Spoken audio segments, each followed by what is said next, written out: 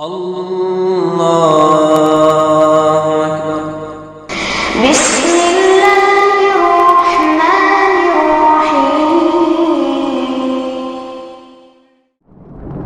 وقل جاء الحق وزهق الباطل إن الباطل كان زهوقا۔ کل مغرب کے بعد ہم نے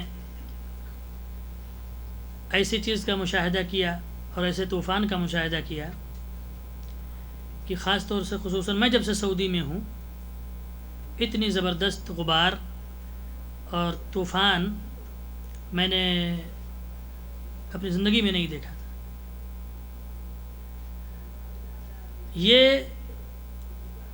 یہی ایسی چیز ہے میرے بھائیوں کہ جہاں پر انسان کمزور ہو جاتا ہے۔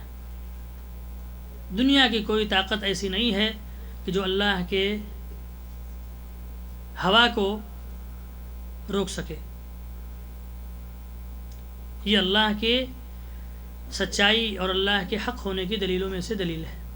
ومن آیاتہ، اللہ رب العالمین نے فرمایا کہ اللہ کے نشانیوں میں سے یہ نشانی ہے۔ اور جب ایسی صورتحال پیدا ہو تو اللہ کے نبی صلی اللہ علیہ وسلم نے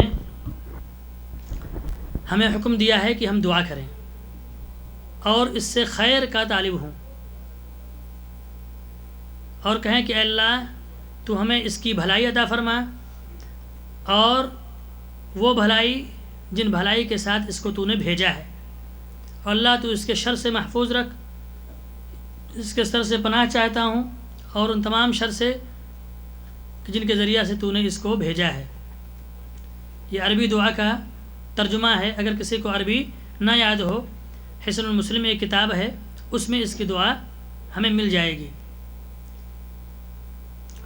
میرے بھائیوں، حضرت عائشہ رضی اللہ تعالیٰ عنہ فرماتی ہیں کہ اللہ کے نبی صلی اللہ علیہ وسلم فرماتے ہیں کہ جب تیز ہوا چلتی تھی تو نبی صلی اللہ علیہ وسلم کا عالم یہ ہوتا تھا کہ آپ گھر سے نکلتے، دروازے سے باہر ہوتے، اندر آتے، باہر آتے، اندر آتے، یعنی بے چین ہو جاتے تھے۔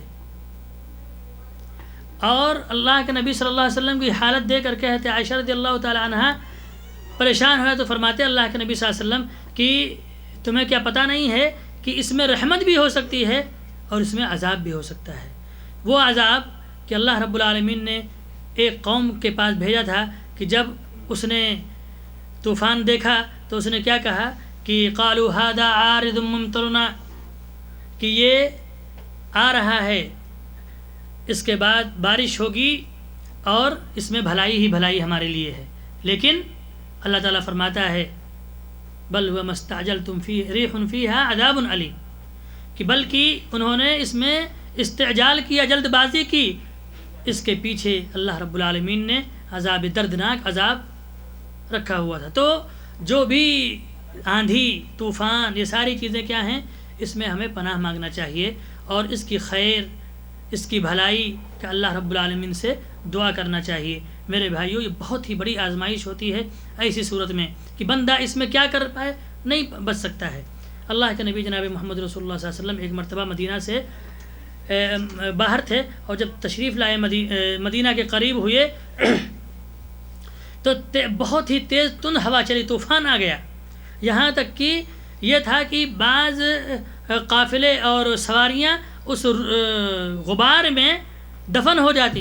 اللہ کے نبی صلی اللہ علیہ وسلم نے فرمایا کہ یہ ایسا طوفان ہے کہ اس میں اللہ رب العالمین ایک بڑے منافق کو تباہ کرے گا۔ تو جب اللہ کے نبی صلی اللہ علیہ وسلم مدینہ جب تشریف لے گئے تو دیکھا کہ ایک، وہ نام میں بھول گیا ہوں، یاد تھا، وہ منافق جو ہے اس طوفان میں وہ مارا گیا اور وہ دفن ہو گیا، اس کی موت ہو گئی۔ تو کبھی کبھی یہ طوفان جو ہے ظالم اور جابر کو ہلاک کرنے کے لیے بھی اللہ رب العالمین بھیجتا ہے۔ اسی طریقے سے اللہ تبارک تعالیٰ مومنوں کو فتح اور کافروں کو شکست دینے کے لیے بھی طوفان اللہ رب العالمین بھیجتا ہے، جس طریقے سے غزوہ خندق کے موقع پر اللہ رب العالمین نے طوفان بھیجا اور کافروں کے خیمے الٹ پلٹ گئے، اڑ گئے اور لوگ بھاگنے پر مجبور ہو گئے۔ تو کہنے کا مقصد یہ ہے کہ جب یہ ساری چیزیں آئیں تو اس کے بھی احکام اور آداب ہیں، ہمیں اس کو سیکھنا چاہیے۔ اللہ تبارک و تعالی ہم تمام کو دین کی سمجھ عطا فرمائے۔